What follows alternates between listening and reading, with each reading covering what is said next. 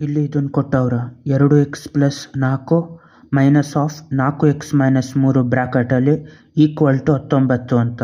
ಇವಾಗ ಎಕ್ಸ್ ಎಷ್ಟು ಅಂತ ಕಂಡುಹಿಡಿಬೇಕು.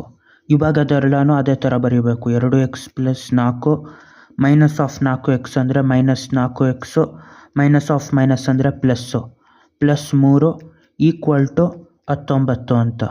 ಇವಾಗ ಈ 2x - 4x ಅಂದರೆ ಎಷ್ಟು ಉಳೀತು?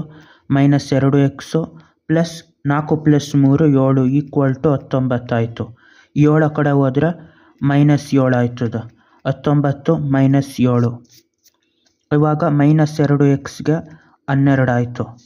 ಇವಾಗ ಈ -2x ಅನ್ನೋದು ಈ ಮೈನಸ್ ಆ ಕಡೆ ಹೋದರೆ ಇದನ್ನು -2xಗೆ 12 ಆದರೆ +2xಗೆ ಇದು ಮೈನಸ್ ಆಯ್ತದೆ, -12x ಆಯ್ತದೆ.